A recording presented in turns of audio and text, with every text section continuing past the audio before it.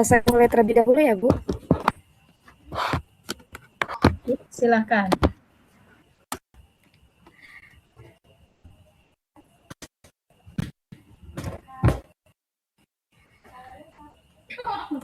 Assalamualaikum warahmatullahi wabarakatuh. Selamat malam semuanya, salam sejahtera untuk kita semua. Halo Bapak, Ibu, dan teman-teman peserta webinar, dalam keadaan sehat dan penuh. Perkenalkan, nama saya Alifah Pertiwi yang akan menemani teman-teman selama kegiatan webinar hari ini. Terima kasih atas kehadirannya dan partisipasi dalam webinar Computational Biology in Breast Cancer yang diselenggarakan sebagai wadah untuk berbagi wawasan dan pengalaman yang tentunya diharapkan pengetahuan dan insight baru bagi kita semua. Sebelum masuk ke sesi utama, izinkan saya menyampaikan beberapa ketentuan singkat. Yang pertama, mohon mikrofon peserta tetap dalam keadaan kondisi mute selama pemaparan materi. Pertanyaan dapat dituliskan di kolom chat dan kita jawab. Yang ketiga, para mengikuti kegiatan hingga selesai agar mendapatkan manfaat secara maksimal. Sebelumnya, saya akan promosi dahulu.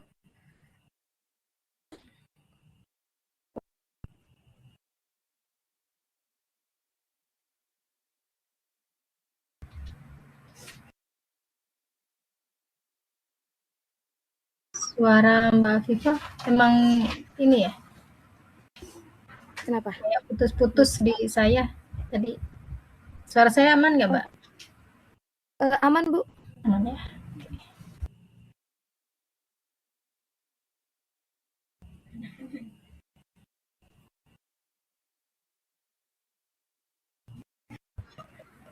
Sudah bisa saya mungkin oke.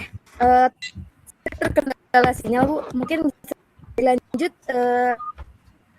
langsung dari narasumber kita, Bu Fenty dari dosen Teknik Informatika UIN Sarwa Jakarta. Baik. Terima kasih. Mohon maaf ini Mbak Afifah suaranya putus-putus, jadi saya kurang menangkap ya. Jadi saya izin langsung share screen, boleh? Ya.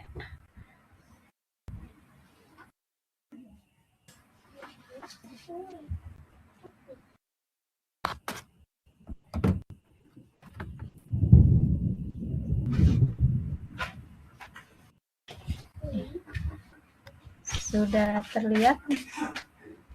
Sudah, Bu. Baik.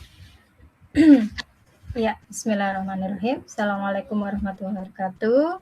Terima kasih kepada khususnya Mbak Afifah yang sudah membuka acara ini, dan juga terima kasih kepada IAIE, asosiasi yang sudah memberikan banyak kesempatan untuk saya belajar, termasuk malam ini saya juga ingin belajar berbagi ya. Jadi mungkin disclaimer dulu bahwa apa yang ingin saya sampaikan ini bukan berarti saya sudah ahli di bidang ini, tapi saya ingin berbagi tentang perjalanan saya mengenal komputasi biologi.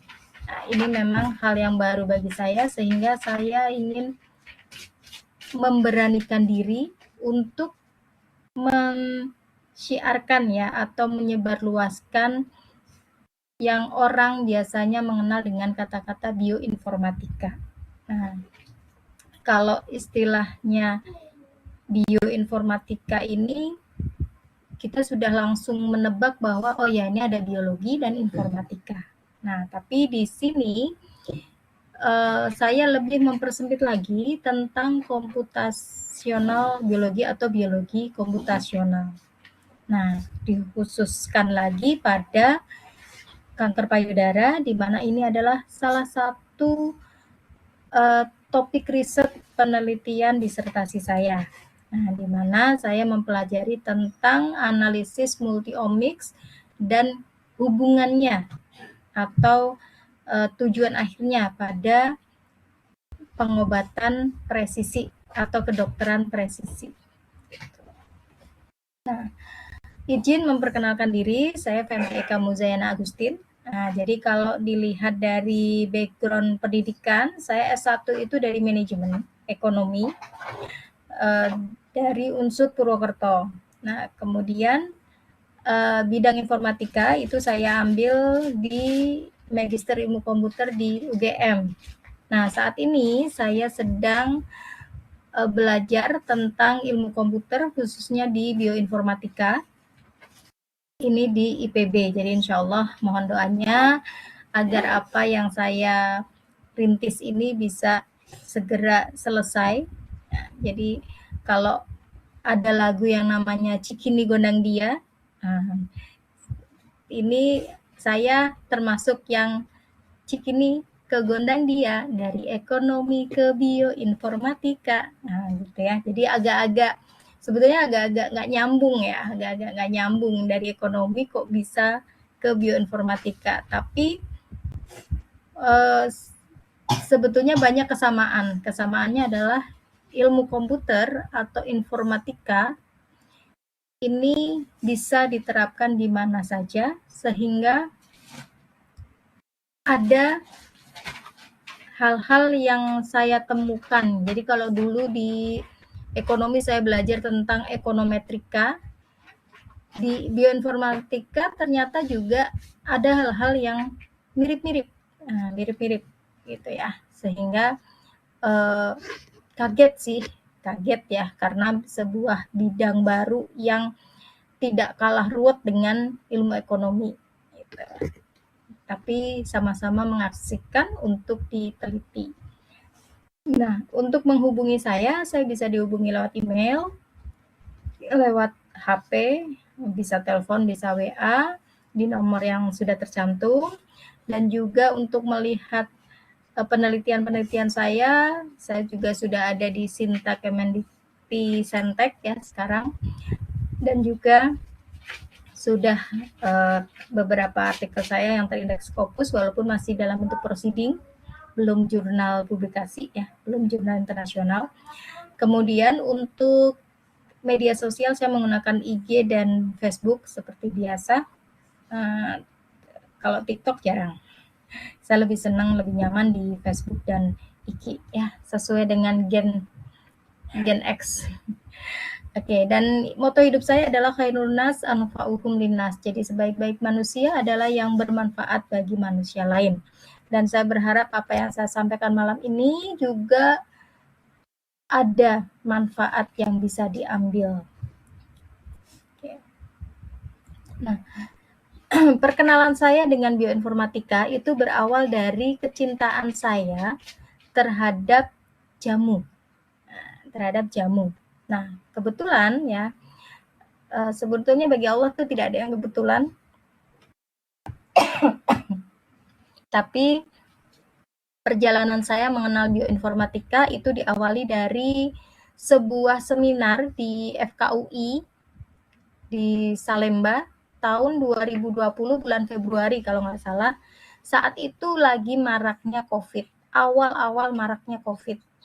Nah, Indonesia belum di lockdown karena waktu itu lockdown itu sekitar bulan Maret atau April ya. Nah, jadi seminar masih berjalan normal di Indonesia waktu itu, seminar masih berjalan normal, tapi isu tentang COVID-19 sudah diperkenalkan di situ. Dan salah satu pembicaranya adalah Bapak Wisnu Anantakusuma. Beliau mendiseminasikan penelitian beliau tentang ijah analytics. Nah, saat itu beliau menggunakan teknik text mining untuk mengambil informasi senyawa-senyawa yang ada di jamu atau yang sekarang dikenal dengan obat herbal tradisional OHT ya. Nah, senyawa-senyawa itu kemudian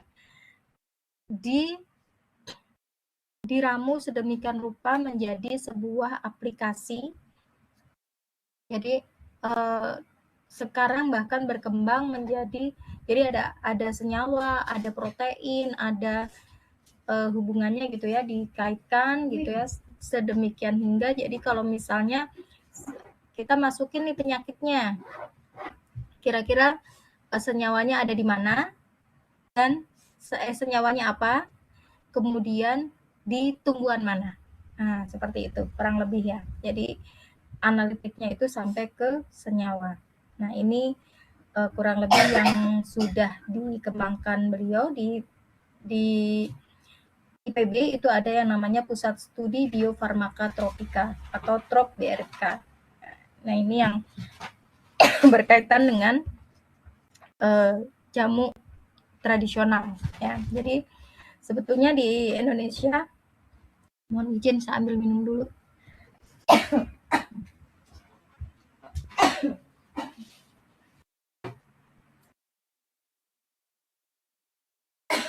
Udah mau jadi.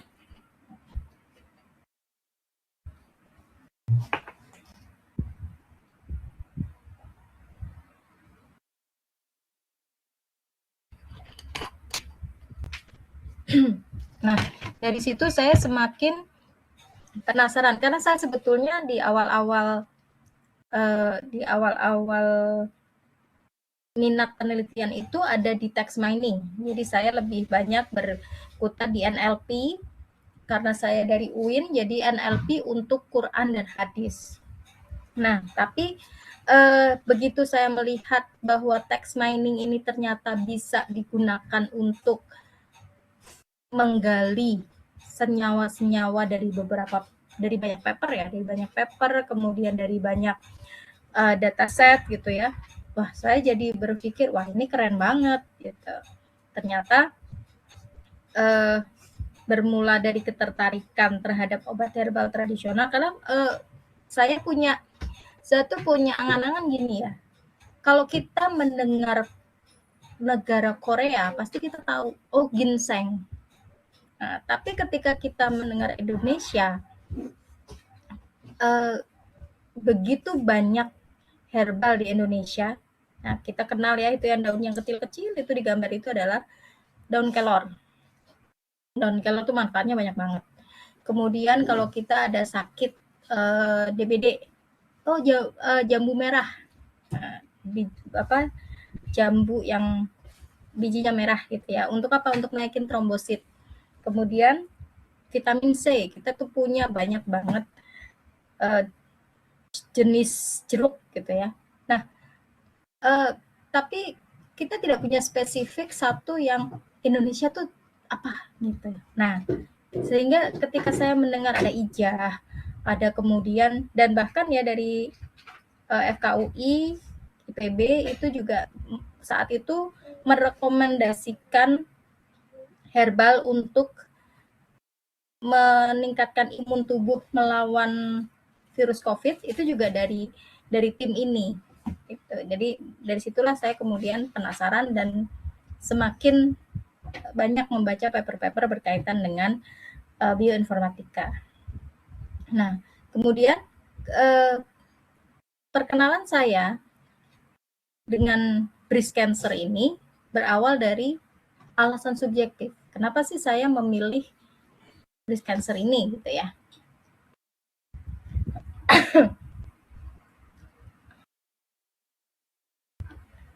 Masih ini ya, masih oke.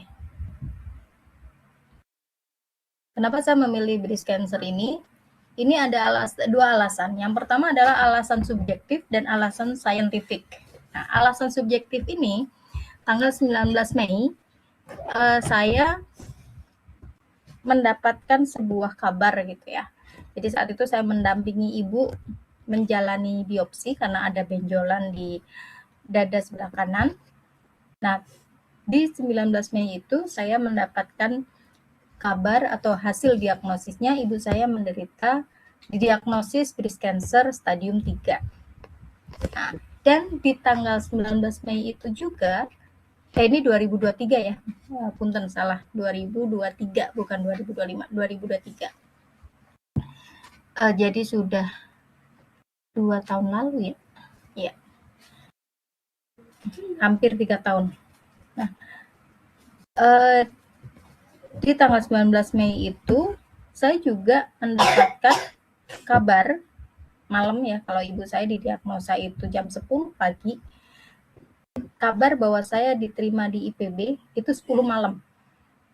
10 malam. Nah, dari situlah kemudian, ya Allah, apa sih skenario apa yang engkau sajikan di depan saya, sehingga di saat yang bersamaan, di hari yang sama, hari Jumat waktu itu, saya mendapatkan kabar yang antara sedih dan gembira gitu.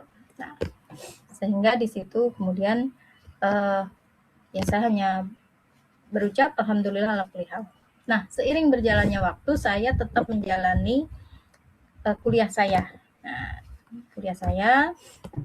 Nah, ketika saya kuliah saya ambil topik kuliah bioinformatika dan saya meneliti. Jadi saya memilih breast cancer ini, saya ingin tahu sebetulnya sakit yang diderita ibu saya itu seperti apa.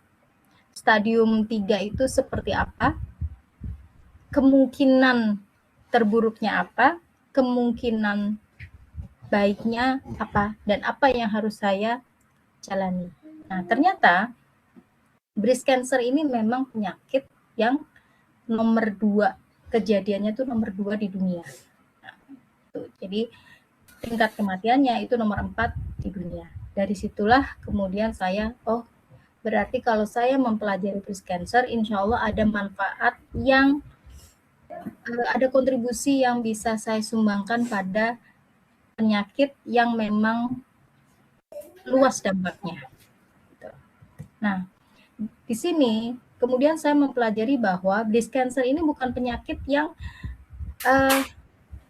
satu organ saja. Gitu. Jadi memang dia tempatnya di satu organ, tapi ternyata penyakit ini itu berasal dari sebuah sistem seluler yang sangat kompleks. Nah, kalau kita lihat nih ya, ketika ada breast cancer itu, ketika ada benjolan, kita kadang para wanita sendiri itu nggak aware.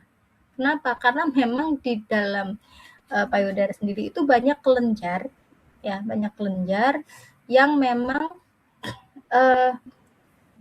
ketika hormon wanita itu seperti menstruasi, premenstruasi, kemudian menopause itu mengakibatkan ada gejala-gejala yang mungkin secara fisikal itu kalau ada benjolan itu dianggap biasa. Gitu. Sehingga ketika benjolan itu sudah besar, jadi kalau benjolan yang dirasakan ibu saya itu sudah sebesar apa ya, jempol gini lah ya, sebesar jempol itu. Nah, itu sudah stadium 3. Sementara di paper yang lain itu cuma 1,5 senti. Benjolan 1,5 senti itu sudah stadium 1. Nah, kalau dilihat di jaringan ya, jadi ketika diangkat payudara ibu saya itu dokter menunjukkan, oh ternyata memang di dalamnya itu semacam ini nih, gambar yang ini ya, kayak buletan-buletan, jadi banyak buletan-buletan gitu ya. Jadi kalau misalnya kita, sehingga kalau untuk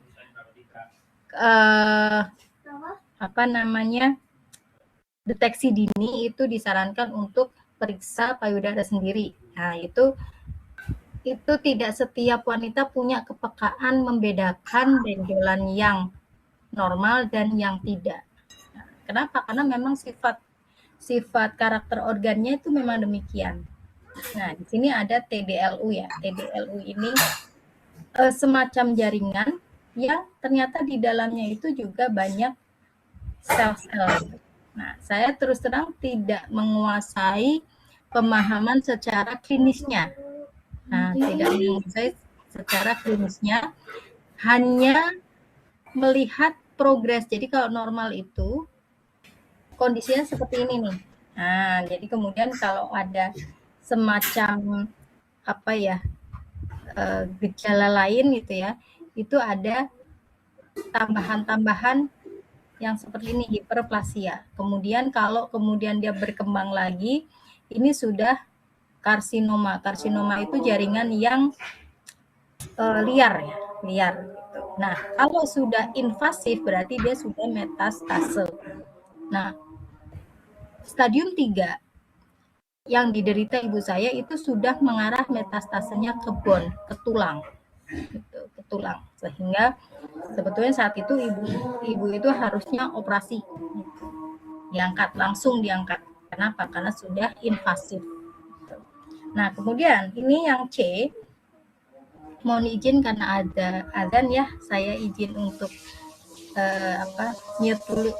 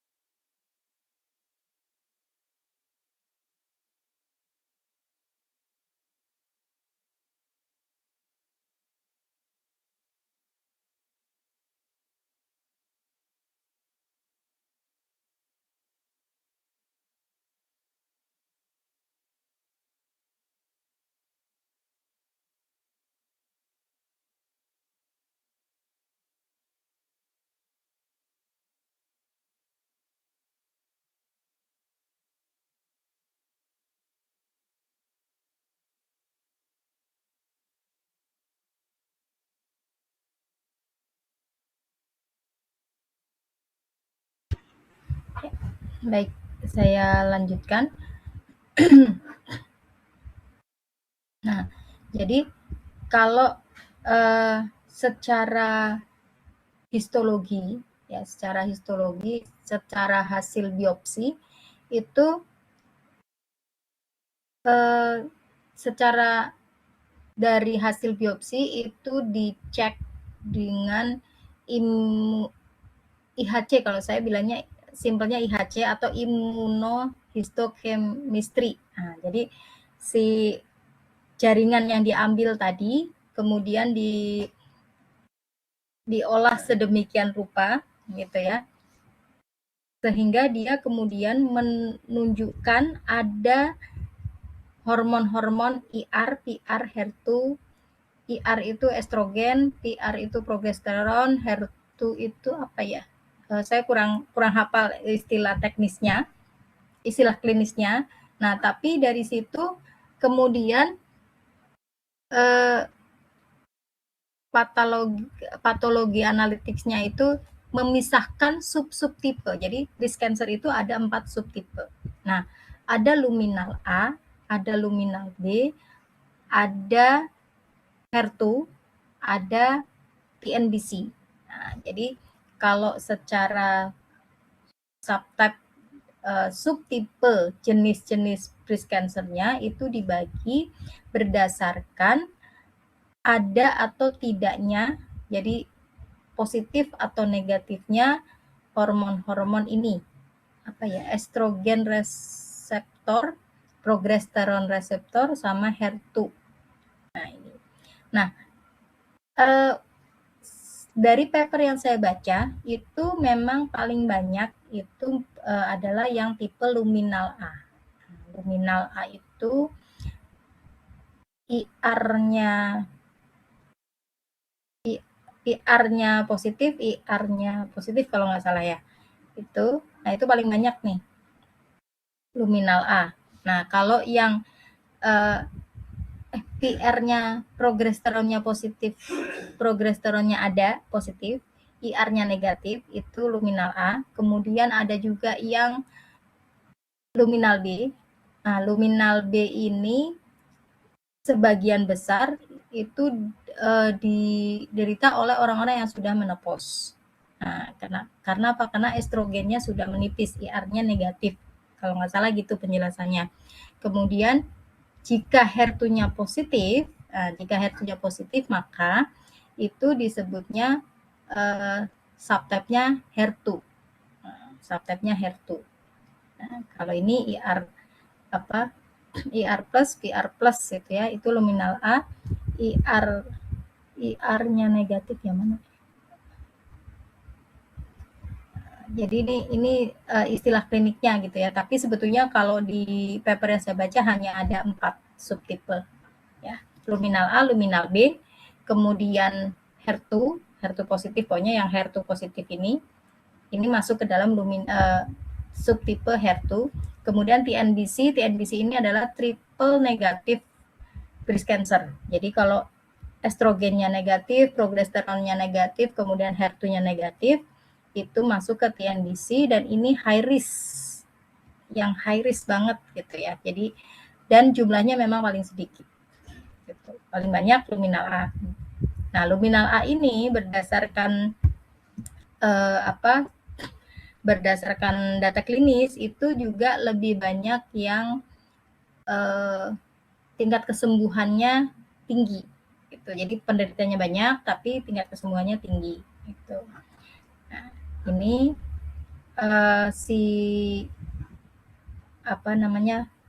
pengenalan tentang breast cancer-nya. Nah, pertanyaan yang muncul kemudian, kenapa dari pasien-pasien dengan label klinis itu yang tadi ya subtipenya sama, obatnya juga kadang sama, tapi responnya berbeda. Itu yang kemudian menjadi pertanyaan besar sehingga membutuhkan riset-riset selanjutnya. Karena apa? Karena tadi begitu kompleksnya sistem seluler di dalam TDLU ini ya, di mana ternyata si breast cancer itu punya yang namanya lingkungan mikro atau TME, tumor microenvironment.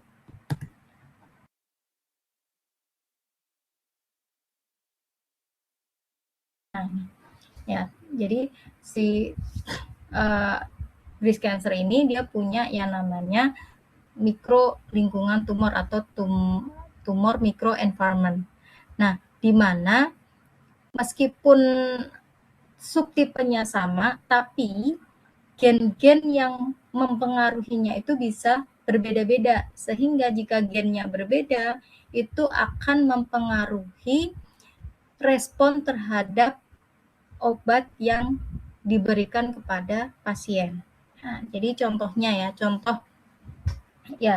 qadarullah ibu saya tuh punya sahabat saat SMA. Jadi ibu saya tinggal di Tegal, sahabatnya ini tinggal di Semarang. Karena tinggalnya jauh kan tidak terlalu banyak berkomunikasi gitu ya. Nah, setelah ibu saya di Semarang melakukan terapi pengobatan, barulah dengar kabar bahwa sahabatnya itu pun juga sakit kanker payudara, sehingga sama-sama sedang terapi.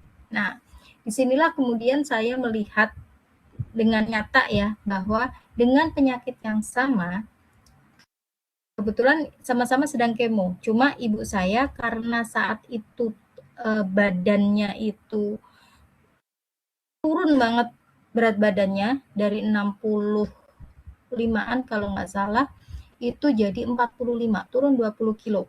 Nah, karena ibu saya tuh ada mungkin psikologis juga ya, jadi hari Jumat didiagnosa sakit kanker payudara, hari Jumat papa meninggal. Jadi shocknya tuh bareng gitu ya. Jadi kayak mungkin saya melihatnya waktu itu merasa ibu saya sedang menghadapi dunianya runtuh. Nah, berat badan yang sangat drastis itu dokter tidak menyarankan untuk kemoterapi dengan infus. Karena nadinya itu sama sekali nggak terdeteksi. Kemudian faktor usia juga kalau dipaksakan dengan infus maka efek negatif dari kemonya itu bisa memperparah kondisi badannya. Gitu. Sudahlah nutrisinya kurang, dikempur dengan obat kemo yang juga obat kemo itu kan sifatnya menghabisi sel-sel ya, sel-sel yang baik maupun sel-sel yang rusak gitu. Jadi dikhawatirkan dokternya itu tidak bisa bertahan menghadapi efek negatifnya, sehingga pengobatan ibu saya waktu itu agak tertunda kurang lebih 6 bulan ya. 6 bulan padahal dari sisi metastasenya sudah mengarah ke tulang. Nah, jika tidak disegerakan, maka bisa mengarah ke tulang belakang dan itu bisa berakibat paling buruk adalah kelumpuhan. Nah, saat itu akhirnya yang bisa masuk hanyalah terapi hormon. Nah, terapi hormon sehingga tiap hari itu konsumsi supaya hormon HER2-nya itu tidak ikut liar. Sehingga berharapnya si sel-selnya itu tidak nambah ganas gitu ya. Metastasenya bisa agak berkurang. Itu. Nah, kemudian dokter memberikan beberapa obat kemo. Nah, obat kemo yang kemudian dipilih oleh dokter itu adalah obat kemo yang diminum oral. Nah, jadi bukan yang bentuk infus tapi oral, dan itu pun juga memang yang direkomendasikan oleh oleh dokter-dokter onkologi ya untuk pasien lansia. Sayangnya tidak dijamin oleh BPJS. Nah, bersyukurnya saat itu ibu saya masih ada asuransi yang lain sehingga masih bisa plafonnya masih bisa digunakan untuk obat itu. Ya, semua dari Allah, dipermudah ketemu dengan dokter yang bisa mencarikan obat yang alhamdulillah bisa ibu saya bertahan sampai 2 tahun ini, menjelang 3 tahun. Dan kemarin saya melihat setelah kemo, kan badan habis setelah kemo itu efeknya memang ada pencernaan, ada rasa mual sama ya dengan yang infus. Nah, tapi setelah itu terlewati, alhamdulillah berat badannya naik. Nah, jadi mungkin perebutan nutrisi antara sel yang jahat dengan sel yang baik itu, karena sel jahatnya sudah dilumpuhkan oleh obat kemo, akhirnya sel-sel barunya muncul dan itu bisa memperbaiki kondisi pasien. Nah, saya melihat itu, dan pada saat yang sama ketika menjalani kemo, sahabat ibu saya itu pada saat kemo yang infus itu mungkin karena sugesti juga bahwa kemo itu begini-begini, itu selama 3 hari itu nggak bisa dihubungi. Menurut keluarganya memang drop banget gitu, jadi efeknya drop banget. Nah, disitulah kemudian saya melihat bahwa ada nggak sih obat yang bisa membidik sel-sel yang jahat saja. Nah, disitulah kemudian saya membaca beberapa paper yang utama adalah satu, kita harus paham dulu sistem biologisnya dari si cancer tadi, gitu. Sehingga kita bisa membidik ya, karena kita nggak tahu nih si pasien itu apakah dia punya profil ekspresi gen yang sama. Gitu. Jadi ini ada luminal A, ini ekspresi gennya yang tinggi adalah yang ini, estrogen, progesteron gitu ya. Nah, sementara yang pasien yang breast cancer yang tipe HER2 itu yang tinggi nih yang HER2-nya. Yang HER2-nya sama ini growth apa gitu ya. Ini. Nah, jadi apakah masing-masing pasien itu bisa dideteksi gen-gen apa sih yang istilahnya perilakunya itu tidak seharusnya, nggak normal gitu. Nah, jadi bayangannya gini, kalau ada kalau ada aliran air gitu ya, keran gitu.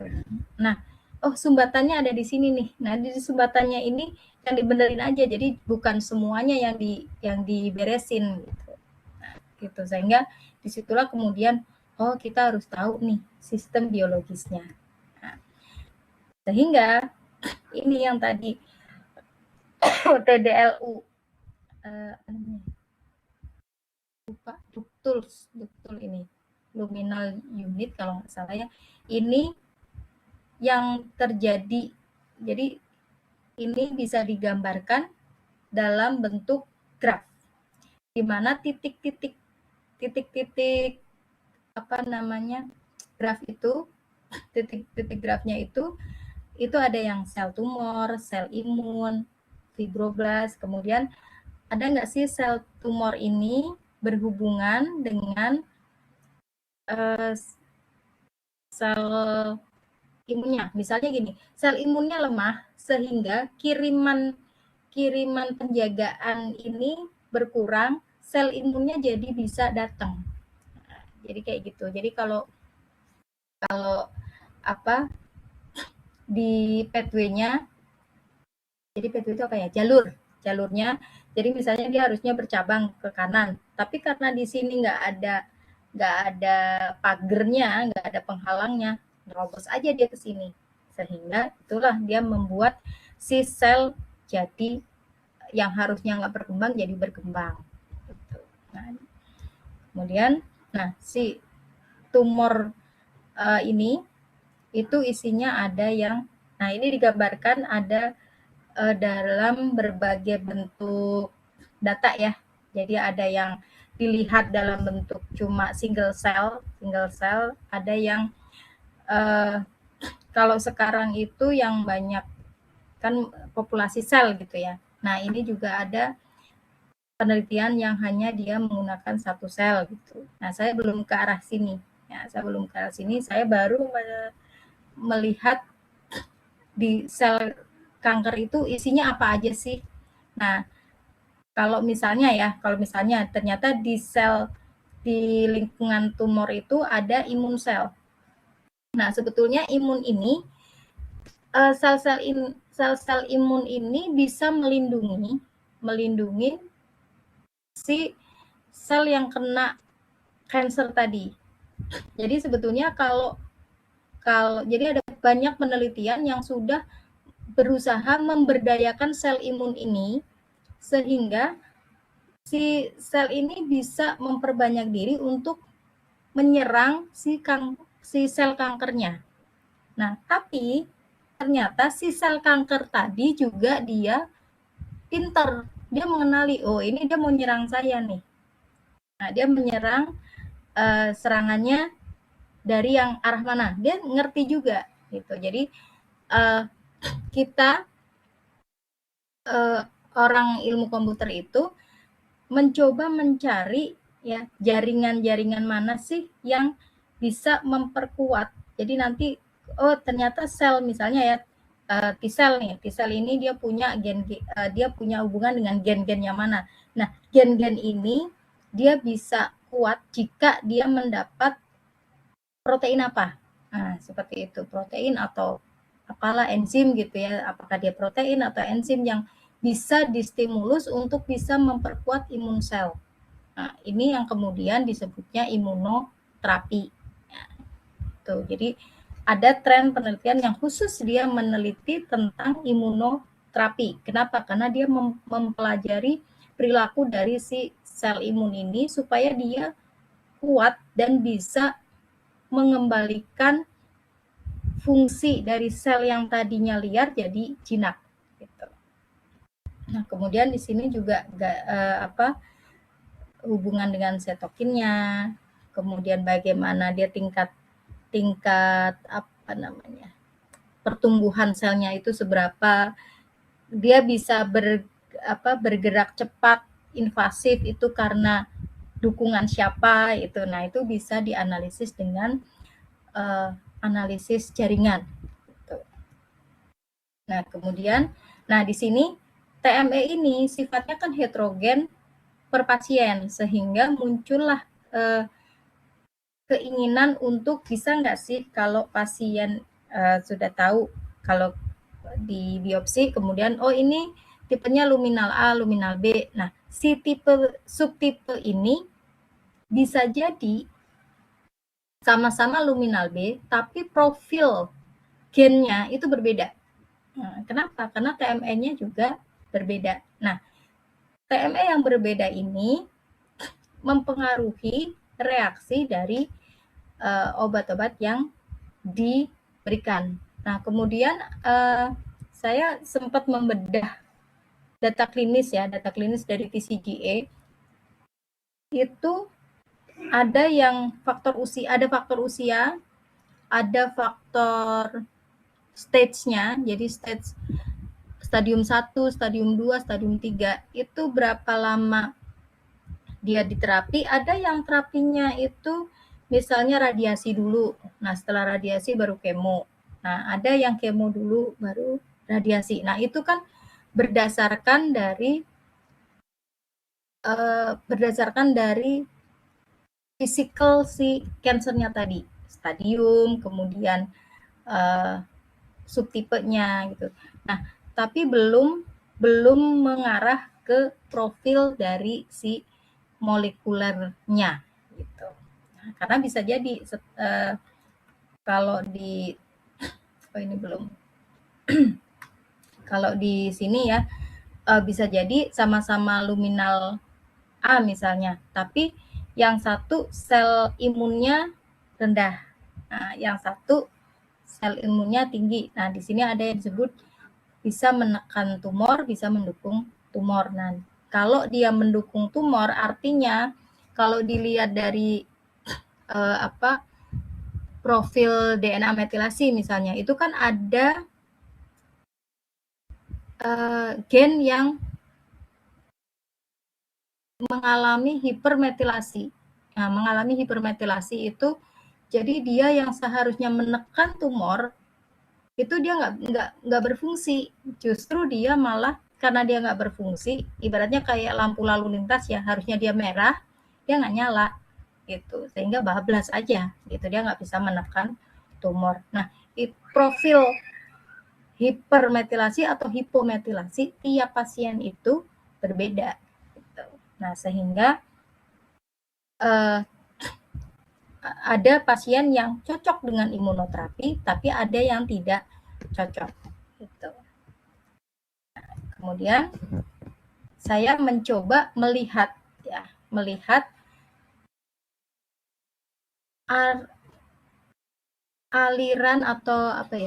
aliran diagnostik dari si pasien kanker itu ada berapa dan peran AI itu ada di mana saja. Nah, dari papernya An, ini saya melihat ada 5 tahapan. Yang pertama adalah tahapan screening. Screening itu dia yang kita kenal ya, itu radiologi. Biasanya orang-orang yang sudah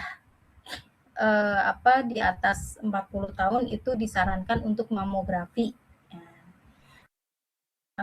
Mamografi ini jadi image-nya itu jadi kita semacam X-ray untuk melihat jaringan, memfoto jaringan payudara di melalui X-ray ini. Nah, si AI, jadi saya kemarin bersama siswa saya itu mencoba kan kalau kalau mamografi itu hasilnya kadang dipengaruhi juga oleh hormon. Jadi misalnya ketika orang hormon estrogennya lagi tinggi misalnya ya, atau lagi mau mens, itu akan berbeda dengan setelah mens. Jadi ketika mamografi itu ada syarat-syarat yang harus dipenuhi itu untuk menjaga kualitas gambarnya. Nah, gambar itu sendiri kan dibaca oleh radiologis ya, radiologis atau dokter radiologi. Nah, karena dokternya sedikit misalnya ya, tapi pasiennya banyak, maka waktu pembacaan hasilnya itu membutuhkan waktu yang lama. Nah, dengan bantuan AI, maka tujuannya adalah satu, meningkatkan akurasi ya, meningkatkan akurasi dari misalnya oh ini ada di gambar ini dikenali ada jaringan yang jinak, ada jaringan yang ganas. Nah, misalnya begitu. Kemudian mengurangi reading time. Nah, jadi prediksi ini dibaca dalam berapa waktu. Gitu. Kemudian mencoba AI juga bisa digunakan untuk mencoba membuat deteksi otomatis. Jadi dari gambar kemudian langsung diperoleh keterangan-keterangan. Nah, selama ini kan yang baca dokter ya. Nah, itu sudah diterapkan di beberapa alat radiologi itu sudah hasilnya itu sudah ada komen-komen seperti komen dokter. Jadi dokter itu lebih ke berfungsi ke validator. Ya. Kemudian USG, MRI ini juga sama ya. Nah, kemudian ternyata pengalaman saya mendampingi mahasiswa membaca membuat klasifikasi berdasarkan data mamografi menggunakan deep learning gitu kan. Kan kita saya gaya-gayaan aja sih. Bisa nggak ya deep learning dipakai buat ngebaca mamografi, hasil mamografi. Nah, ternyata bisa, tapi akurasinya masih rendah. Nah, kenapa rendah? Karena kami menggunakan kan transfer learning. Bayangannya ya, kalau transfer learning kan berarti dia sudah dilatih, dia udah pinter dong. Gitu. Ternyata karakteristik dari mamografi itu tidak sama dengan pembelajaran yang sudah diterima si deep learning-nya, sehingga dia belajar lagi. Nah, beberapa kali kita ngalami overfit gitu ya. Nah, itu yang kemudian membuat wah ini agak sulit juga nih di mamografinya gitu. Kesulitannya tadi karakteristik dari gambarnya itu memang perlu beberapa penyesuaian. Kemudian kalau transfer learning kan pakai ekstraksi fitur. Nah, dari situ saya kayaknya ini perlu seleksi fitur juga nih, bukan langsung dipasrahin sama si deep learning. Bisa jadi dia fitur-fiturnya di fitur yang dimiliki si dokter. Jadi dokter ini baca hasil mamografi pakai apa nih? Nah, pengetahuan itu bisa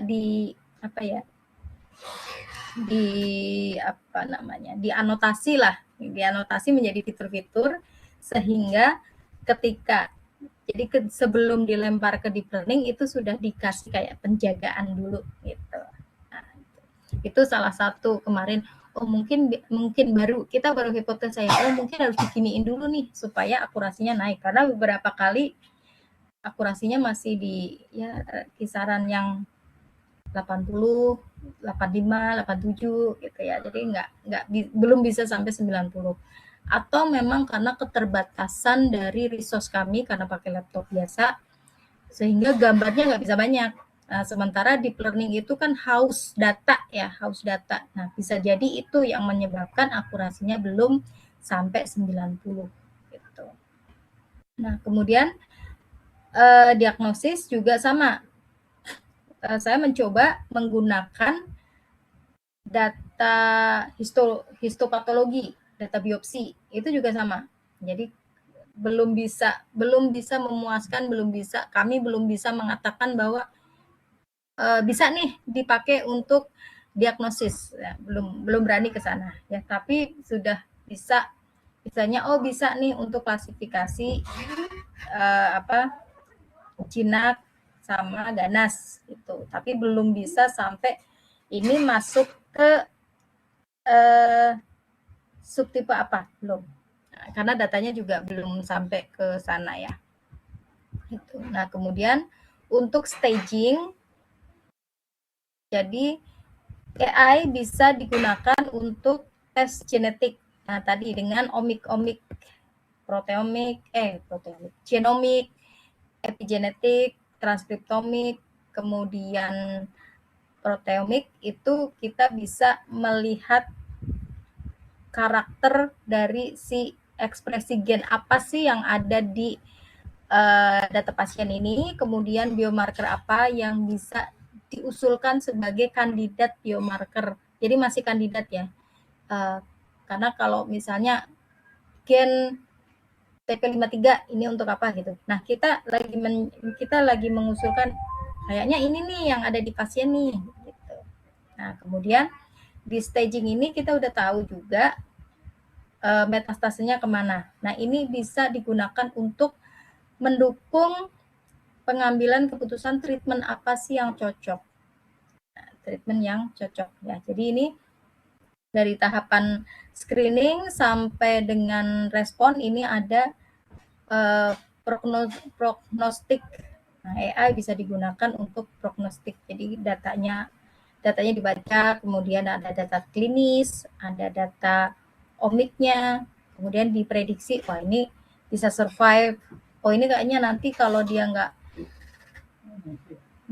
diterapi nanti dia bisa relapse kayak gitu. Nah, ini ada prediksi secara prognostiknya. Kemudian treatment prediksinya kayak tadi misalnya, si pasien ini termasuk yang imun hot misalnya, bisa menekan kanker, maka dia imunoterapinya seperti ini sehingga nanti prediksinya dia bisa survive. Nah, gitu. Kemudian ini yang saya katakan tadi multi-omics ya. Nah, jadi profil-profil si pasien itu bisa diteliti. Jadi ada beberapa data yang sudah bisa dilakukan analisis multi-omik ini. Nah, data-data ini bisa saling melengkapi. Nah, yang saya lakukan ini saya lagi nyoba epigenetik sama transkriptomik. Di sini saya mempelajari tentang mana pasien yang hypermethylated sama hypomethylated, dan juga ada yang upregulated dan downregulated di ekspresi gennya gitu. Jadi DNA metilasi itu si apa ya namanya, DNA-nya tuh ketambahan satu gugus metil gitu ya, sehingga analoginya tuh kayak apa ya, kalau kita lagi di acara ini ya, pesan berantai, ketambahan satu pesan aja nyampe sana artinya atau maknanya bisa beda. Nah, itu sama tuh. Jadi ini di gugus yang mana nih yang ketambahan? Nah, karena dengan dia ketambahan metil ini, gugus metil ini, maka dia yang harusnya menekan tumor itu malah tidak bisa menekan tumor, sehingga si tumor ini menjalar di tadi ya, di TDLU tadi. Tantangan yang ada itu adalah bagaimana kita memilih fitur-fitur itu salah satunya ya, gen-gen misalnya, gen-gen yang memang relevan terhadap breast cancer ini. Nah, jadi profil gen pasien itu kan banyak banget ya. Contoh, di epigenetik itu gennya bisa sampai 20.000. Di transkriptomik itu juga sekitar 20 ribuan satu pasien. Ada yang cuma 5.000, ada yang 6.000 gitu ya. Nah, tapi bayangannya gini, data yang saya kumpulkan itu pasiennya ada 1.000, tapi fiturnya atau gennya ya, profil gennya itu ada sampai 22.000. Persoalannya dari 22.000 gen itu mana yang relevan untuk menganalisis breast cancer-nya. Karena tidak semua gen yang ada itu rusak semua, enggak gitu kan. Dari 22.000 nih yang rusak yang mana nih? Nah, kenapa? Kan kita mau membidik. Jadi kalau ada terapi tertarget, jadi mentarget gen yang mana gitu, hormon yang mana supaya ketika hormon ini dikasih stimulus maka dia akan memperbaiki kerja si gen apa. Jadi sudah sampai terapinya tuh sampai sana gitu. Nah, selain memilih fitur yang relevan, challenge yang lain adalah mengintegrasikan datanya tadi ya. Data yang data dari 2 omik ini itu aja udah sebetulnya udah dimensinya tinggi banget. Jadi jomblangnya tinggi banget. Pasiennya 1.000, kemudian gennya itu 20 ribuan. Nah, apakah mau digabung semua? Nah, jadi pokoknya 1.000 metilasinya, kemudian 1.000 data MRN-nya campur, nah, gitu kan. Apakah seperti itu kemudian baru diolah atau diproses dulu? Nah, itu juga tantangan di data integrasi. Kenapa? Karena dengan data seperti itu butuh komputasi yang cukup tinggi. Nah, kemudian kalau data ini berhasil diintegrasikan tadi ya, kita bisa mempelajari korelasinya, korelasi antara omik-omik ini. Dan kita juga bisa menggambarkan dalam bentuk jaringan. Nah, oh ternyata biomarker penyakit ini ada di sini. Itu bisa. Nah, kita bisa mendapatkan kandidat-kandidat gennya gitu ya. Kemudian kita juga bisa target terapinya gitu. Kita juga bisa pakai machine learning untuk mengklasifikasikan atau mengklasterkan. Oh, ini fitur gen pasien yang luminal A ini ternyata profilnya seperti ini, gen yang dominan itu ada sekian misalnya.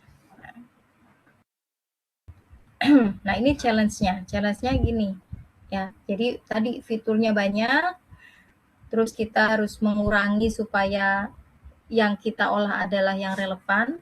Tapi kalau dikurangi banyak, takutnya ada informasi gen yang justru penting yang kita buang. Misalnya ya, udah yang nilainya kecil dibuang gitu. Belum tentu ya nilainya kecil. Ini kan gen ya, gen manusia itu kan tidak bisa semata-mata kayak statistik biasa mainan angka, enggak, walaupun ini mainannya kayaknya kecil gitu ya, tapi bisa jadi yang kecil ini punya pengaruh yang besar gitu. Nah, ini salah satu contoh saya menggunakan satu omik, single omik. Jadi dari mRNA itu ketika diolah itu bisa melihat ya, oh ternyata berdasarkan TME tadi ini ada 2 klaster. Pasien yang high risk, ada pasien yang low risk. Nah, gitu. Jadi ini baru uji coba kemarin ya. Kemudian ini gen-gen yang tadi saya bilang fitur-fitur gitu ya. Ini banyak yang gen yang sudah menjadi biomarker udah diketahui ini, dan ini sudah ada pathway-nya. Nah, enaknya gitu. Jadi ini sudah ada pathway-nya. Tapi persoalannya ternyata ini adalah sejumlah kecil gen yang sudah menjadi biomarker, tapi masih banyak sejumlah gen lain yang ada kaitannya dengan gen-gen ini. Nah, ini bisa dikonfirmasi dengan melihat pathway yang sudah disusun salah satunya dengan KIGG. Nah, ini jadi luminal A ini ada hormon estrogen. Hormon estrogen ini dia mempengaruhi jalur yang mana. Nah, jalur-jalur ini kan isinya gen. Nah, ternyata si gen ini biomarker yang sudah sudah diketahui gitu ya. Nah, tapi kandidat yang lain, jadi yang ini yang terdaftar di sini ini bisa jadi dia mempunyai pengaruh ke gen-gen yang lain. Nah, ini yang kemudian dari kami ilmu komputer itu berpikir coba seberapa besar sih gen-gen yang ada di sini. Misalnya ini ada gen FGFR gitu ya. FGFR ini fungsinya apa? Dia ada korelasi atau ada komunikasi atau ada koneksi dengan gen-gen yang mana. Nah, itu kita enrich ya, kita perkaya dengan profil gen yang kita ambil dari si pasien tadi. Nah, kemudian kita bisa menggambarkan gen-gen yang tadi ini dengan apa namanya ya? Ini ada gen, kemudian gen ini kan dari transkriptomik kemudian ke protein atau apa gitu ya. Nah, ini bisa, ini orang biologi molekuler nih yang paham. Nah, ini ada hubungan apa dengan sel-sel yang lain gitu. Nah, ini saya juga kurang bisa menjelaskan, tapi setidaknya nantinya tuh setiap pasien itu berharapnya profil gennya itu bisa dijelaskan dengan teori graf dan dibentuk dalam jaringan. Jaringan ini nanti dicocokin dengan pathway yang ada. Kalau sudah ada, oh ya ini sudah cocok, nanti jalurnya dia kemana? Apakah gitu ya? Apakah si gen ini jalurnya ke kerusakan DNA? Rusaknya di mana? Nah, kemudian apakah ada apoptosis yang tidak terlaksana, jadi nanti harus seperti apa. Kemudian siapa sih yang paling dominan ya, yang paling kuat mempengaruhi kerusakan di misalnya di di gen-gen yang lain gitu. Nah, kita bisa menggambarkan gen dengan gen atau gen dengan pathway atau gen dengan protein. Nah, jadi gen ini mempengaruhi protein mana gitu. Nah, kita juga bisa menghubungkan ya antara tadi data klinis dengan profil pasiennya. Misal nih ya, kalau pasiennya TME-nya itu imun selnya tinggi, maka kemungkinan terapi targetnya itu adalah obat-obatan yang namanya itu mengandung MAP-MAP. AB, belakangnya AB. AB itu apa? Antibody.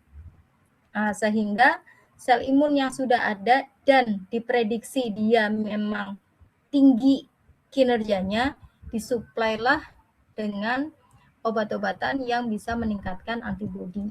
Nah, itu bisa tadi analisis jaringannya sampai ke sana. Terus, nah ini juga salah satu penelitian yang mencoba menggambarkan sistem biologi manusia dalam bentuk graf. Nah, bisa nanti grafnya itu bisa misalnya yang hijau ini adalah graf tentang DNA metilasinya, yang ini tentang mRNA-nya, terus yang ini tentang misalnya terapi yang sudah dilakukan.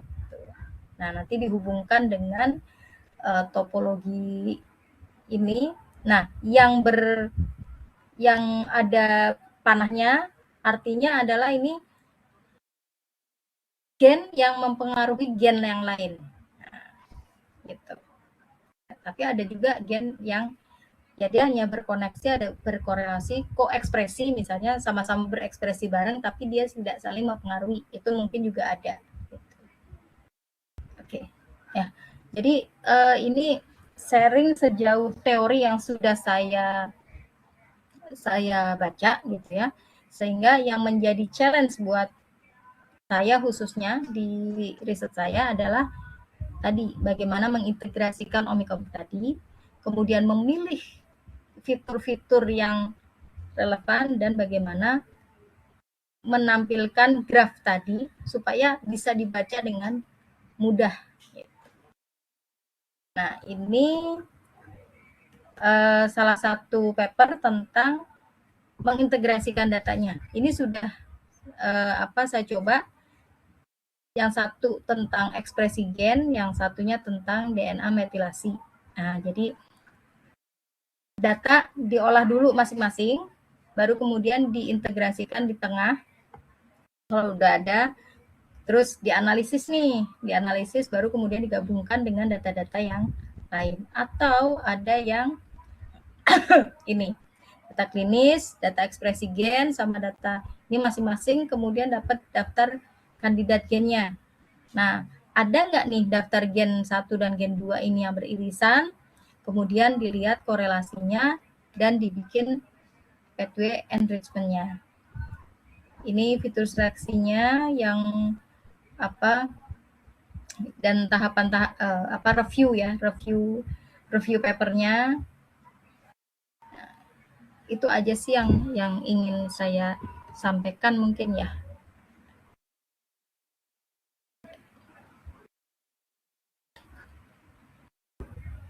Baik, teman-teman, mungkin ada yang ingin dikomentari.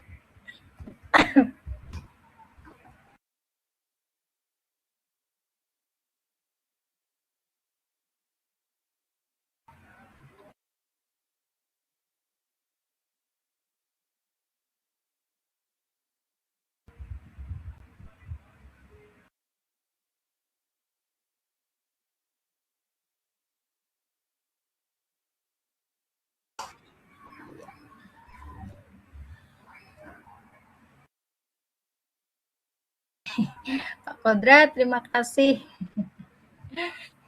Iya, jadi riset saya sementara ini ya, masih sementara. Jadi analisis multi-omik untuk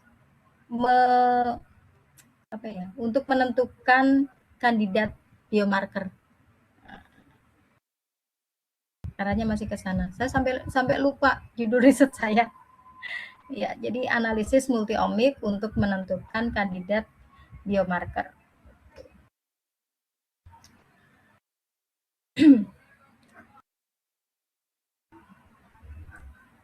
Saya batasi hanya 2 dulu, Pak. Jadi omics yang saya teliti itu di epigenetik sama transkriptomik. Nah, nanti ada kemungkinan ke proteomik sama metabolomik. Tapi sementara masih saya batasin di 2 omik itu. Karena kan kalau proteomik itu protein kan sudah ada daftar proteinnya ya. Jadi tinggal nyambungin dataset aja. Cuma model saya masih di 2 omik.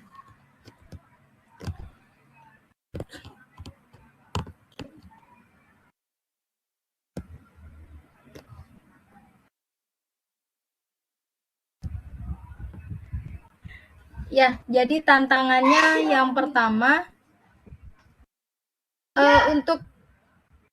untuk integrasi datanya sendiri itu kan ada tiga macam integrasi. Ada early fusion, early integration, ada intermediate integration, sama late integration. Nah, kalau early itu saya sudah mencoba, saya gabungin semua, ternyata datanya jadi bengkak banget dan komputasinya menurut saya untuk mencari fitur yang relevan itu malah dugaan saya malah nggak kena gitu, karena kalau kita mengenal di sistem database itu kayak apa ya namanya, menggabungkan omik itu banyak redundansi.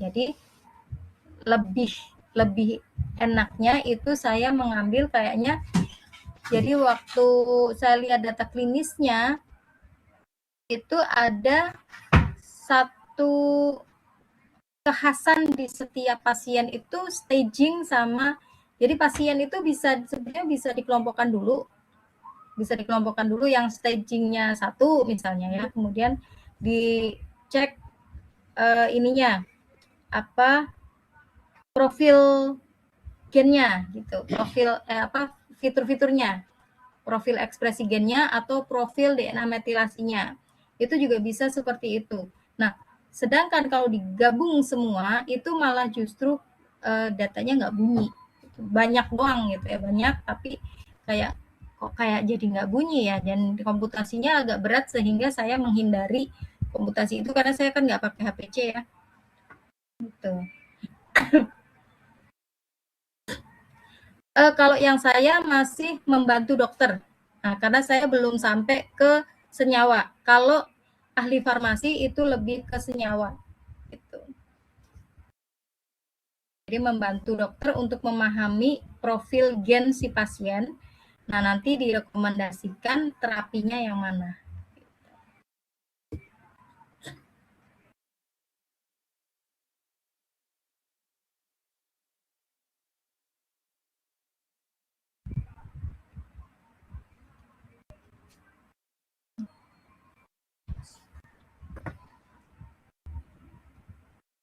Oh, ini saya bikin ini aja sih Pak, bikin model sendiri ya. Kalau yang di Citoscape itu, jadi kalau kalau yang sebetulnya saya diarahkan untuk bikin semacam plugin di Citoscape. Nah, cuma saya masih belum berani menyatakan itu plugin. Jadi saya masih bikin model biasa pakai Python dulu. Oke, jadi sebentar saya model jadinya ya. Jadi saya kasih contoh ini aja Moana.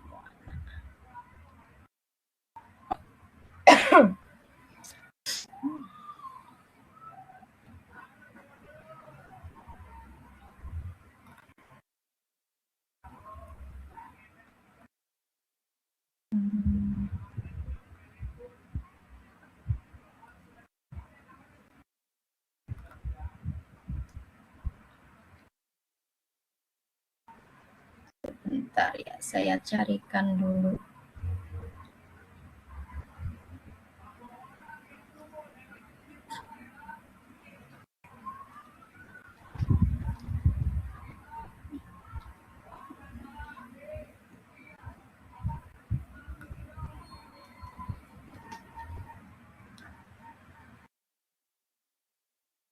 Jadi kalau model jadinya tuh karena kita model komputasi ya, jadi belum belum ini saya tak cari papernya dulu.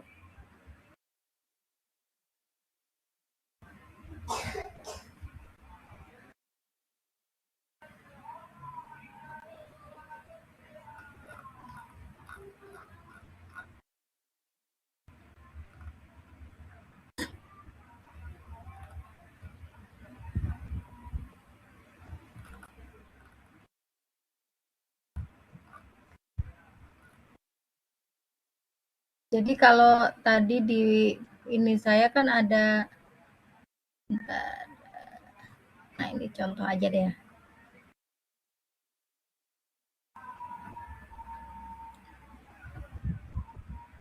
Nah ini contoh aja ya. Jadi misalnya nanti data pasien profilnya masuk, ini kan dari beberapa pasien. Nah, misalnya si dokter tahu nih, oh pasien ini gitu ya, pasien si A ini termasuk cirinya itu sama dengan yang klaster 1 misalnya, berarti dia high risk. Nah, ketika dia high risk, nanti high risk ini artinya imunnya dia adalah imun yang cold ya. Imun yang cold itu imun yang mendukung tumor. Justru dia mendukung tumor. Artinya imunnya boleh dikatakan simpelnya misalnya ya. Simpelnya tuh imunnya rendah misalnya.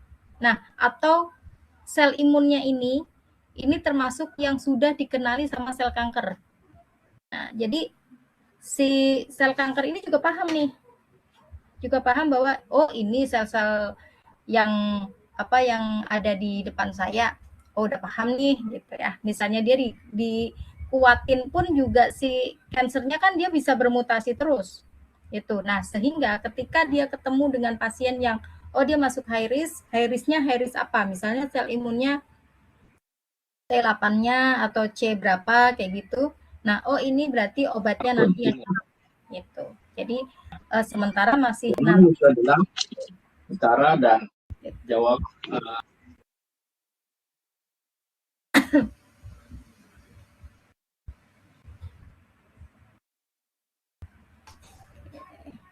slide-nya belum di-share.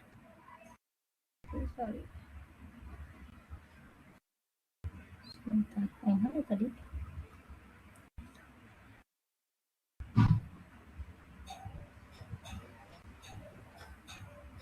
Bentar ya.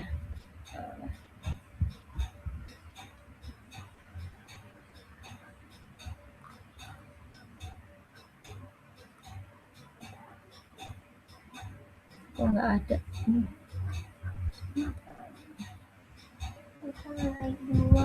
Iya. Nah, ini. Kelihatan nggak ya?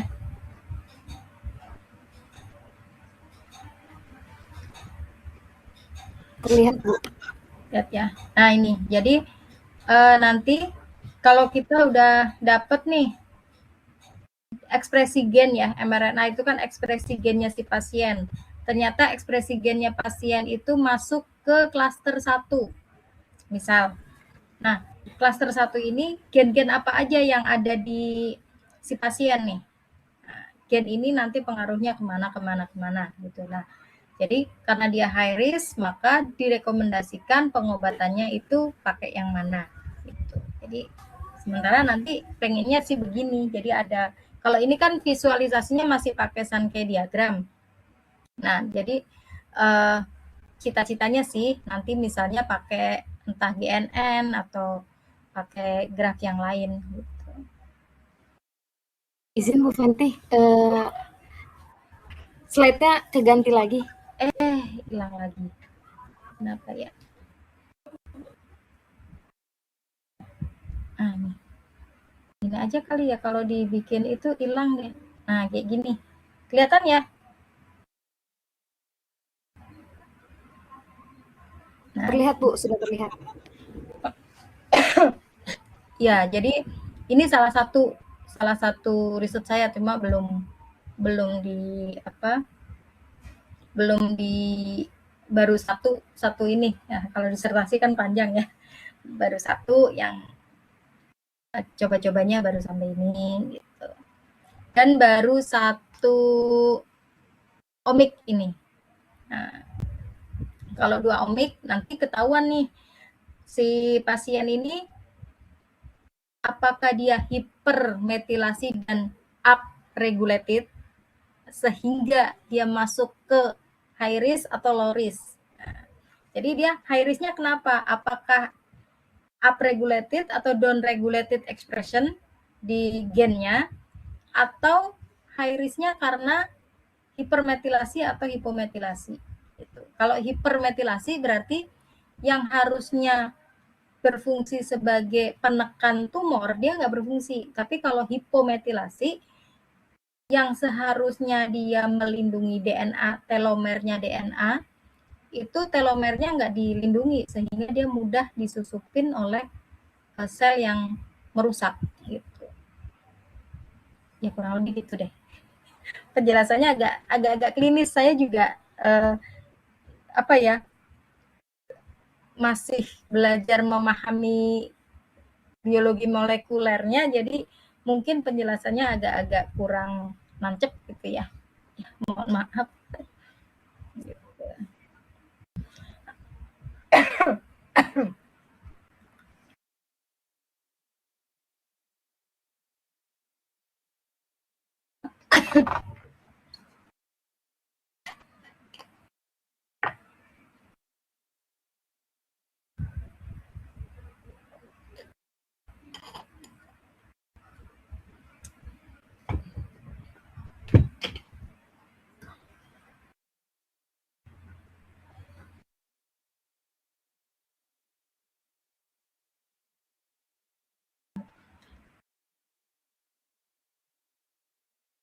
Teman-teman nih ada pesan dari Mbak Afifah.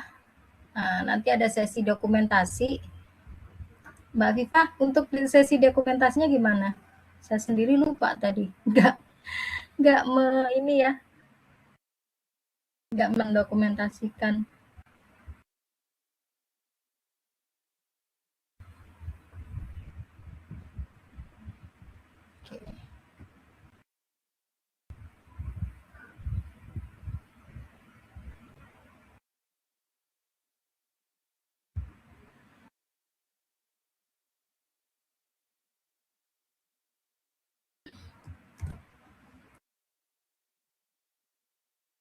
Baik, teman-teman, ada yang ingin mengomentari? Terima kasih yang sudah hadir. Iya, betul. Jadi Mas Kemal, Mas atau Bapak, punten maaf. Berarti arahnya nanti ke precision medicine. Apakah Ibu juga sudah melakukan riset terkait obat-obatan khusus biometer? Baik, kalau obat-obatannya belum. Ya, jadi kemarin awalnya cita-citanya mau ke sana ya. Cita-citanya mau ke obat. Jadi ada satu paper itu dia sudah bikin framework PMTDS, Precision Medicine Target Drug System. Nah, Targeted Drug System itu dia sudah bikin itu. Tapi setelah saya lihat tadi kan dengan daftar drug yang ada di KIGG, kemudian ada pathway-nya itu menyusun knowledge graph-nya sendiri saya butuh waktu gitu ya, sehingga saya membatasi justru kebaruan saya tuh di integrasinya.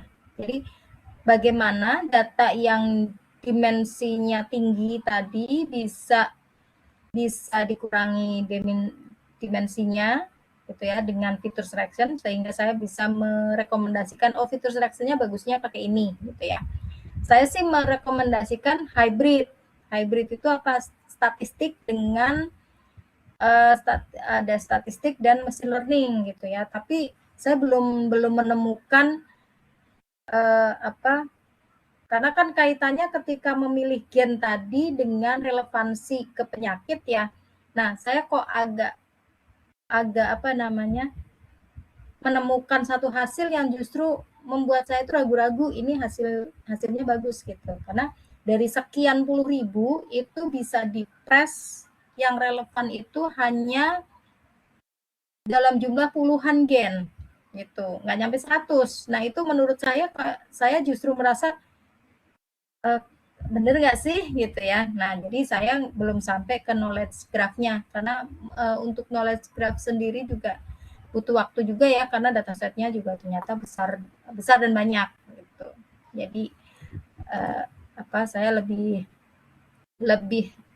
membatasi ke feature selection sama ke tadi mengurangi dimensi data. Memang arahnya nanti ke precision medicine.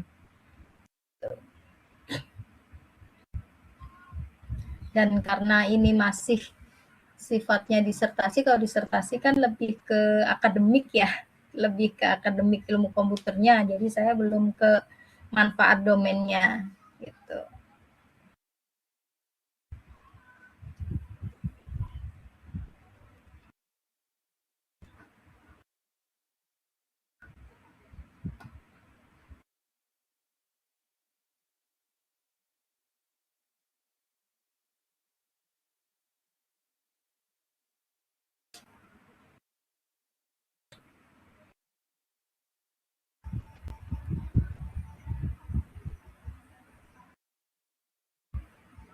Mas Kemal masih ini ya, masih S1.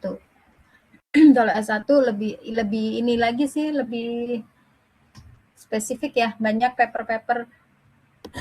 Jadi saya kemarin membimbing S1 itu yang tadi yang analisis survival, kemudian juga ini visualisasi kan kalau selama ini kan pakai WGCNA ya, co-expression. Nah, itu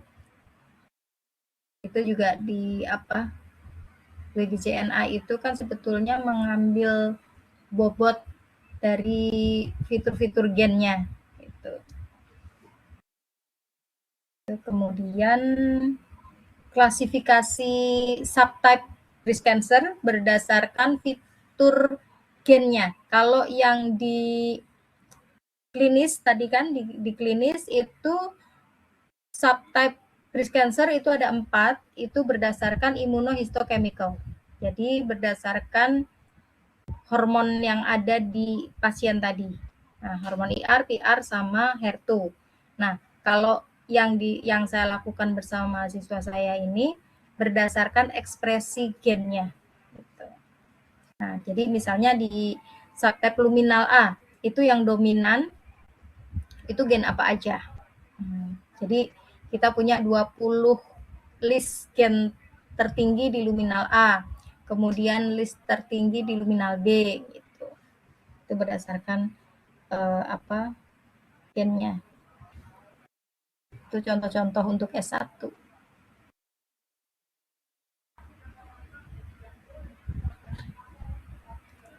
Oke. Gimana Mbak Afifah?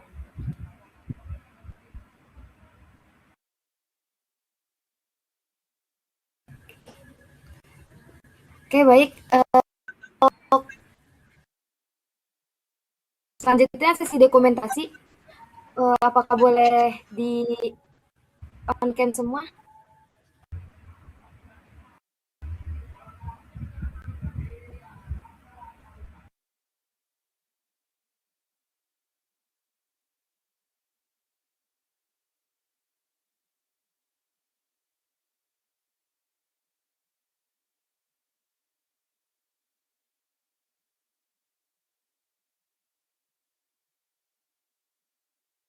Oke, ada lagi yang mau on-cam? Pada malu-malu Mbak. Alhamdulillah untuk hari ini aktif ya, banyak. Oh iya, betul. Oke, kita langsung dokumen. 1, 2, 3. 1, 2, 3. Terima kasih untuk Bu Fenty yang sudah mau dan berbagi materi ini ya Bu Fenty. Iya, terima kasih Mbak Afifah juga. Terima kasih teman-teman yang sudah aktif di chat ya. Oke.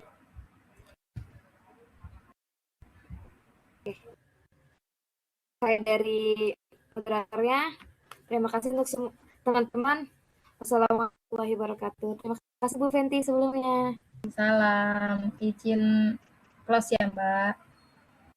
Iya, terima kasih Bu Fenty.